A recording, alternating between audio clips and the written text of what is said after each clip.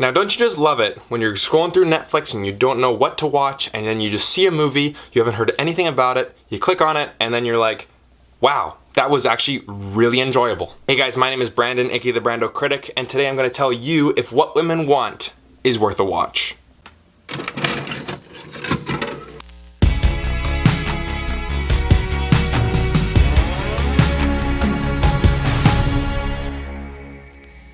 So like I said in the intro, my name is Brandon, and on this channel it's my job to point you in the direction of films worth checking out. So if that interests you, make sure you hit that subscribe button. So in What Women Want, we have Nick Marshall, played by Mel Gibson, and he's a big shot at an advertising firm in New York City. And due to his upbringing, Nick Marshall is a very misogynistic, egocentric asshole. So it really pisses him off when he doesn't get the promotion that he wanted at work, and that he will be working under Darcy McGuire, played by Helen Hunt, who is one of the best in the business. That night, after trying to think of ways to sell feminine products, Nick Marshall is electrocuted, but not killed.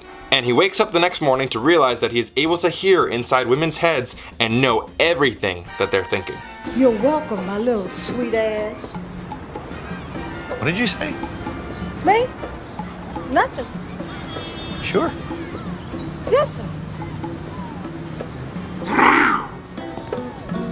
With this power, Nick Marshall might just be able to land the big women's Nike deal and get his promotion after all. So how did I come across this movie? Well, like I said before, I was just scrolling through Netflix, I saw the poster and said, sure, what the hell. It's kind of like going into Blockbuster and just picking a movie off the shelf and just, let's see what happens. And is this movie worth a watch?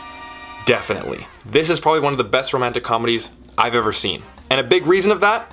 The performances, especially by Mel Gibson and Helen Hunt. But as for Mel Gibson, he is really able to pull off both sides, the misogynistic prick and the overly sensitive guy who knows what women want very, very well, and it's actually a very believable transition between the two. And he's able to pull off every scene you need in a romantic comedy. He's able to pull off the more dramatic scenes, the more romantic scenes, he's able to play the more villainous prick like in the beginning, and to top it all off, he is extremely funny. And Helen Hunt is great as a woman who cares so much about her job that it kind of comes across as bossy and, as Nick Marshall calls her, a bitch on wheels, just because she works hard and she loves her job. And both of them have unbelievable chemistry, like really good chemistry between the two. And on top of that, we also have Marissa Tomei in the movie, and she plays a coffee barista that's a struggling actress, and she likes Nick, but she won't go out with him because he always tries the same cocky approach that every other guy will do to a barista behind the counter at Starbucks. But once Nick knows what's actually going on inside of her head, he kind of changes his approach a little bit,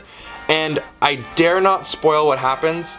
I was on the floor laughing about what happens between the two of them because it is just so funny. And that's one major reason why this movie works so well.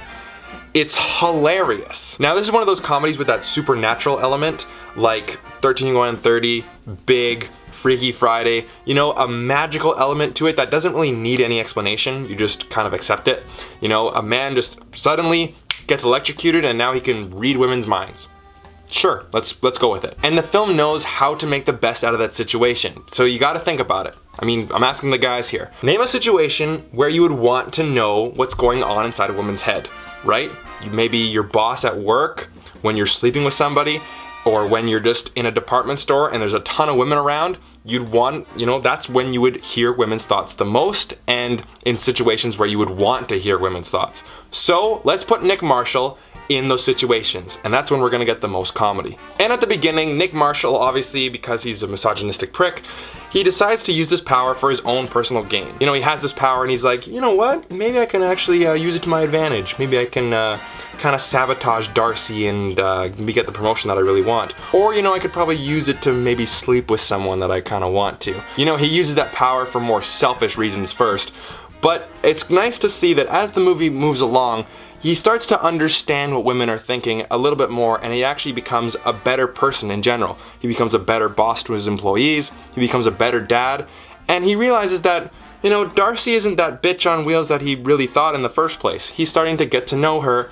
and an actual connection starts to form. And it's a nice transition throughout the movie, full of laughs and romance, and this is one of the best romantic comedies that I've ever seen. I'm gonna give What Women Want a 5 out of 5. This is everything that you'd want in a romantic comedy.